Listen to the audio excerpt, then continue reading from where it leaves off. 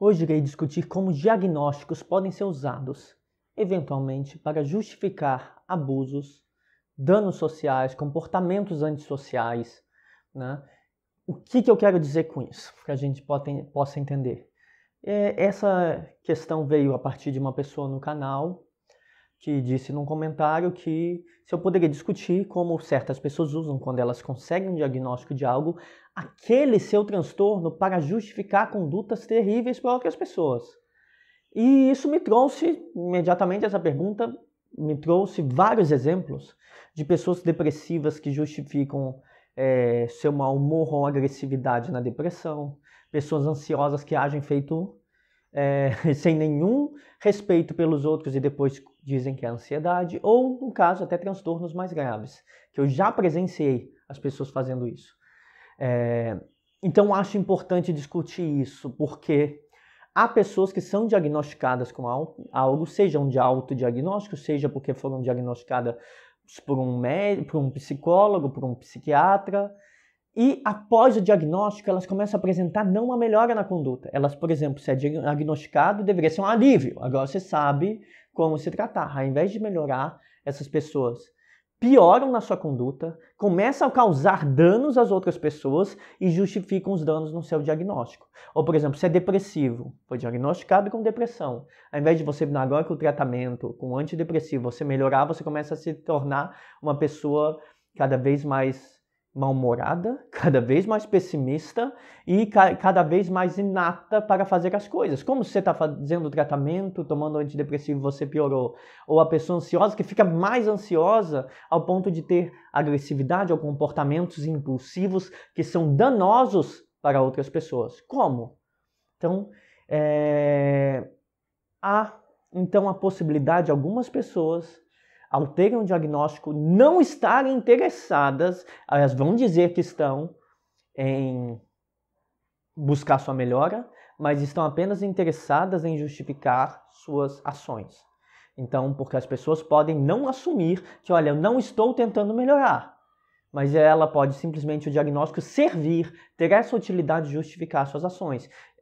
Esses são os casos em que o diagnóstico piora as pessoas. Piora e o tratamento piorou. Parece que a pessoa em tratamento está pior do que estava antes, né? Ou pessoas que buscam mesmo um diagnóstico e que já são pessoas tipicamente abusivas, pessoas que já causam danos sociais aos outros e que vão ativamente atrás de um psicólogo ou de um psiquiatra para dar um diagnóstico para se olha, eu tenho um transtorno, por isso que eu faço isso. E usam isso para justificar e continuar tendo condutas abusivas. Então existe essa outra possibilidade. Nada disso é raro. Tudo isso é bastante comum. Algumas pessoas vão encontrar isso em casos clínicos de pacientes que pioram. E aí você tem que investigar por que essa pessoa está piorando.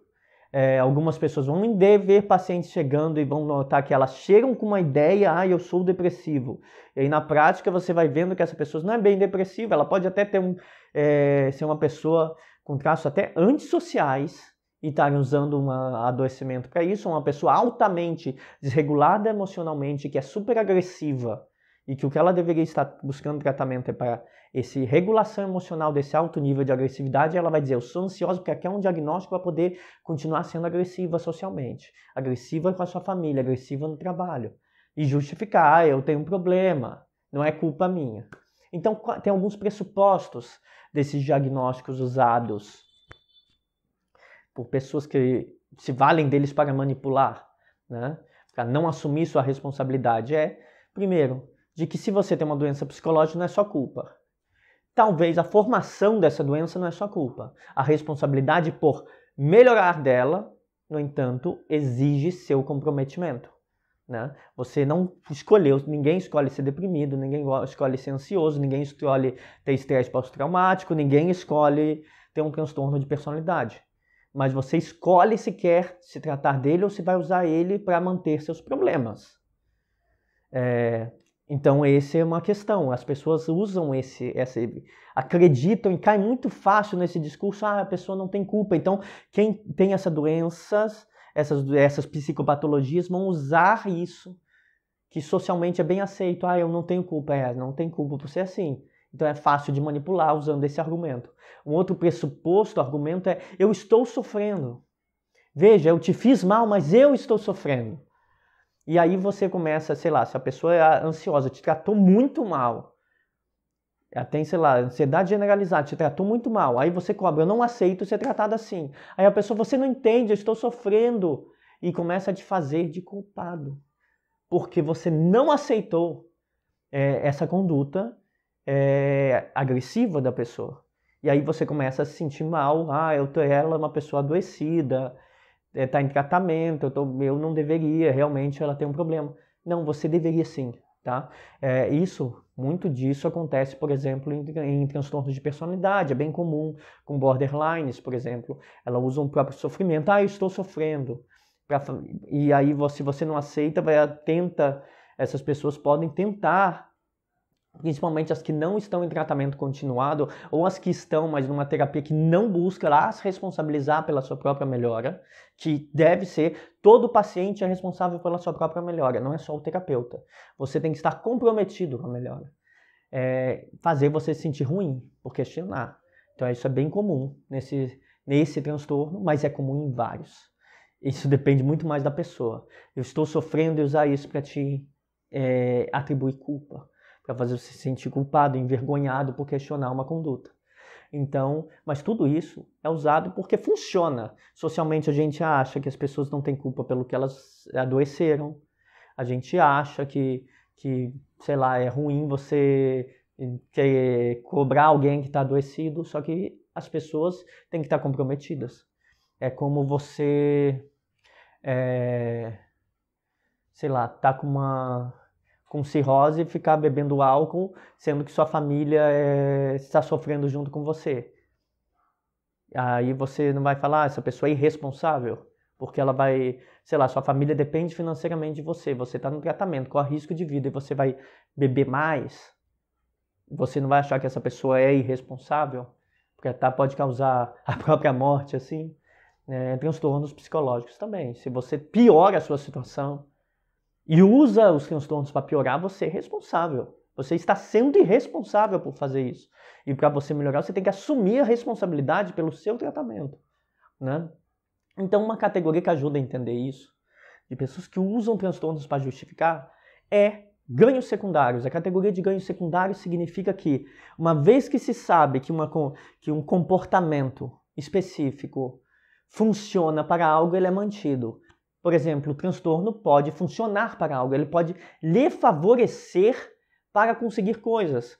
Que tipo de coisa? Há pessoas que têm plena capacidade de trabalhar, mas usam um transtorno psicológico para conseguir licenças infinitas no INSS, licenças de trabalho. Há pessoas que, ou seja, antes do diagnóstico a pessoa trabalhava, mesmo que com dificuldades, faltando uma vez na semana. Depois do diagnóstico ela piora e para de trabalhar. Como assim? Você piorou fazendo um tratamento? Segundo, usa o transtorno, para forçar as pessoas do seu entorno a aceitar as suas condutas. Fazer com que as pessoas tenham que engolir tudo que você faz. Então, se você agiu mal, você vai botar a culpa no transtorno. E aí você começa, depois do diagnóstico, a ser pior do que era antes para as outras pessoas. Se antes você sofria e era o sofrimento seu, você começa a usar sofrimento em todo mundo. Tem um problema aí, que é o ganho secundário. Você está ganhando algo com isso. Você não precisa ser uma pessoa mais legal com os outros, né? O transtorno pode favorecer quando ele serve para contar mentiras, para manipular os outros, você usar alguma característica que esse transtorno você sabe que tem para justificar alguma coisa, enganar, mentir, né? Ou para justificar, tal como eu falei de licenças, a preguiça, a inatividade, né? Antes você é mais ativo, depois do diagnóstico, mesmo em tratamento, você está menos ativo. Isso não faz sentido, mas isso acontece. Muitos psicólogos que vão assistir esse vídeo vão notar que alguns pacientes apresentam isso, né? Esse ganho secundário. A piora do paciente com o tratamento, a piora progressiva, ele está piorando ao longo do tempo, indica ganho secundário. Se ele cada vez menos é capaz de fazer as coisas, ele está se tendo muitos ganhos sociais. E esse tipo de ganhos sociais pode ser a justificativa de abusos com outras pessoas. Pode ser a piora intencional não assumida, não verbalizada para o psicólogo, não verbalizada para as pessoas do entorno, mas com um certo grau, de um lado, essa piora é inconsciente, porque a pessoa simplesmente vai estar tendo benefícios e ela vai seguir pelo que lhe dá benefício, mas de outro pode ter um pequeno ponto de planejamento. Sim, se eu teatralizar um pouco mais, talvez as pessoas aceitem melhor. Um ponto é, se há tratamento, não deveria haver piora. Se há piora, talvez seja porque está funcionando para essa pessoa em algum lugar. Normalmente funciona para tirar uma vantagem, ou para causar danos em alguém, ou para manter o dano em alguém, ou porque o diagnóstico foi equivocado e essa pessoa procurou o diagnóstico para justificar os danos que elas causam em outras pessoas. Então, o ponto mais grave é quando esse diagnóstico é usado para justificar danos sociais aos outros e justificar abusos psicológicos, abuso emocional em outras pessoas. E isso é extremamente comum. Né? Então as pessoas vão justificar suas condutas abusivas a partir de um diagnóstico, vão apresentar condutas, vão piorar em certas condutas abusivas, se mostrando cada vez mais antissociais, deletérias socialmente, egoístas e mais predatórias, usando os outros para seus interesses. Então a gente tem um caso de piora bastante grave quando ocorre isso. A pessoa já tinha essas condutas e aí uma vez que tem um diagnóstico, essas condutas se ampliam porque agora ela tem uma justificativa. Né? Vários transtornos são usados para isso, dos casos que vêm na minha cabeça, que eu já vi. Depressivos que usam sua depressão para induzir culpa quando são cobrados por comportamentos ruins. A pessoa foi egoísta, ou a pessoa foi manipuladora para conseguir algo, e você cobra, olha, eu sei que você está mentindo. Mentirosa ou egoísta, eu sei que você está mentindo. Aí o que a pessoa vai fazer, eu tenho um problema, eu sofro, eu fiquei com vergonha de falar. Então ela vai tentar reverter para fazer você sentir culpa. Isso é típico de pessoas que usam a depressão para causar danos. Então elas vão continuar mentindo, manipulando ou fazendo essa inversão de culpa. Elas são responsáveis por algo que elas usaram de alguém, mentiram, foram egoístas e vão fazer o outro aceitar que a culpa é do outro. Não é do outro que você está cobrando. Mas já vi depressivos fazendo isso. Ansiosos, agindo por impulso. Condutas muito impulsivas, condutas socialmente destrutivas e causando danos aos outros por causa disso. E dizendo, é minha ansiedade. A minha ansiedade, como se você tivesse que aceitar. Muitos deles destroem, de fato, relacionamentos interpessoais de pessoas que não aguentam mais. Mas algumas pessoas aguentam por muito tempo essas crises de ansiedade. Né? Já vi depressivos também depressivos e ansiosos também obrigando os outros a fazerem coisas por eles. Eu não consigo fazer isso porque eu tenho ansiedade. E força a pessoa a estar numa situação que ela não quer estar. Ou porque eu sou deprimido. Né? Já vi um caso de um autista, supostamente autista, que tinha uma falta de responsabilidade emocional extrema com as pessoas.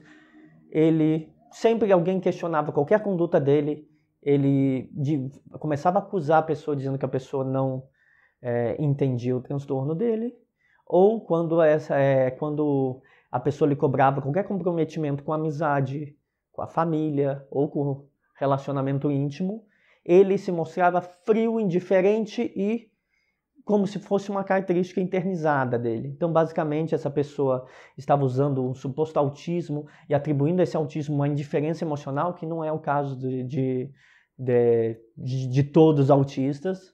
Né? Aliás, indiferença emocional pode ser muito mais psicopatia do que autismo.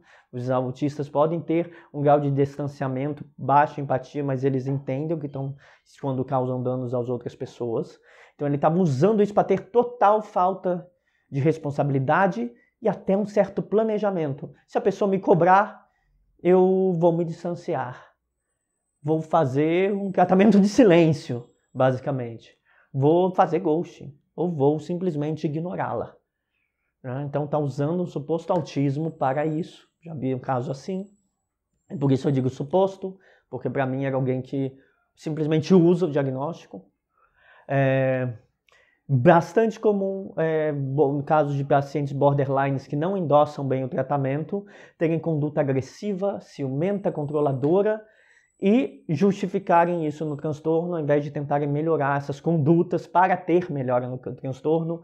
Pessoas borderlines que têm altíssima desregulação emocional e justificam no transtorno ao invés de buscar desenvolver modos de se regular emocionalmente. E já vi pessoas até com TDAH que têm características mistas, que parecem a depressão, que parece a ansiedade, que tem alto nível de impulsividade, também justificam isso. Então, são exemplos que eu já vi, né? Seja em casos que a gente discute, clínicos que eu já discuti, seja em pessoas próximas, relatos de pessoas próximas, né? Seja observando alguém que era um amigo. Então, tudo isso eu já vi. Nós temos aqui dois caminhos, duas possibilidades. O que a gente pode ter quando lida com uma pessoa que piora e que usa os transtornos para manipular, para mentir, para ter condutas egoístas, para causar danos sociais, para passar por cima das outras pessoas, para não ter empatia com ninguém. Nós podemos ter duas hipóteses para interpretar isso que está acontecendo. Que de fato essa pessoa, ao ser diagnosticada, ela teve uma piora. Essa piora acontece porque ela vai acreditar que esse transtorno é um destino, ou que ela não tem responsabilidade sobre isso, então ela se torna mais irresponsável, né? Esses casos costumam ser alimentados principalmente quando de um transtorno real que é piorado, quando há excessivo apoio social. Todo mundo deve dar apoio se alguém foi diagnosticado, mas certos apoios excessivos, mimadores, podem piorar a situação da pessoa e ela achar que todos lhe devem algo, tá? O outro caminho, a outra possibilidade é de uma pessoa que tem um transtorno mal diagnosticado e que foi dramatizado, exibido de uma maneira teatral para seu psicólogo ou psiquiatra para ser diagnosticado e que aí exibe dessa maneira teatralizada o transtorno para atingir seus objetivos. Normalmente, sempre que precisar mostrar a ansiedade, a depressão, seja lá o que for, essa pessoa vai ser mais teatral. E aí ela vai atingir os objetivos dela. Então são duas possibilidades. De ser o transtorno ser piorado, porque essa pessoa, claro que a gente vai dar apoio, mas porque essa pessoa viu que funciona isso e que ganhou um apoio excessivo e que as pessoas estão aceitando tudo que ela faz. E a vida dela para ela melhorou e para os outros piorou. Então melhora com ela piorando os comportamentos ou se tornando mais depressiva, por exemplo, né? Porque a pessoa simplesmente queria manter as condutas abusivas e buscou um diagnóstico. Aí ela piora porque agora ela tem como justificar. Ela já era abusiva. Então, numa a gente está falando de uma pessoa que piorou porque atribuiu a si própria os traços do transtorno, e de outra de uma pessoa que já tinha essas condutas, mas agora consegue legitimá-las mediante algum tipo de conhecimento socialmente válido, que é o conhecimento de especialistas, né? Esses dois caminhos vão se mostrar em tratamentos ineficazes, né? Então cabe ser atento para saber se é um caso ou outro caso, mas o tratamento vai ser ineficaz, porque o psicólogo observando vai começar a notar que essa pessoa está causando dano aos outros, está atribuindo a culpa aos outros, não está aceitando que ela tem que assumir certas responsabilidades, né? As pessoas do entorno vão notar que o tratamento fez a pessoa piorar, o diagnóstico fez a pessoa piorar, então essas duas possibilidades podem ser levantadas. Se ela piorou com isso porque está ganhando algo com isso, ou se ela piorou com o diagnóstico, né? Se ela piorou porque está ganhando algo com o diagnóstico, ou se ela conseguiu o diagnóstico para justificar condutas que ela já tinha e que eram nocivas. Então você cabe analisar se há uma piora, né? É normal que as pessoas então usem o diagnóstico para culpar os outros, para se isentar de qualquer responsabilidade. Não sou eu, é o transtorno. Não, é você sim. Ponto para concluir o vídeo, que a gente às vezes tem que pensar em como lidar com isso, e muitos de vocês me perguntam. Não aceite. Esse é o ponto. Dê o apoio para... Se você tem um familiar que é depressivo, uma pessoa que está contigo que é depressiva, ansiosa, sofre de um transtorno de personalidade, é um autista, sofre de qualquer tipo de transtorno, dê o apoio no tratamento. Não crie um ambiente que pode depreciar mais a pessoa, né? Se é depressivo, não seja pessimista, dê apoio a essa pessoa. Se ela é ansiosa, não seja muito conflituoso ou instável, dê tudo meio previsível para essa pessoa, para ela não ser ansiosa. Se é borderline, que tem a ver com desregulação emocional, não grite. Seja uma pessoa calma na maneira de se comunicar, é assim que se ajuda. Mas não aceite dessas pessoas, então apoie no caminho que deve apoiar. Mas não aceite que você tenha que aceitar tudo.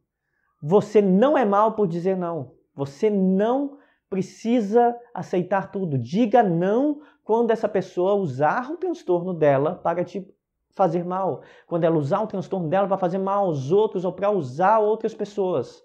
Você pode apoiá-la no que é específico do tratamento desse transtorno, das características desse transtorno. Mas você não precisa aceitar que essa pessoa te manipule, minta, te engane, ou que grite com você, te agrida, seja violenta ou faça tudo isso com outras pessoas. Você pode dizer, você não está certo fazer isso com outras pessoas e usar seu transtorno para justificar.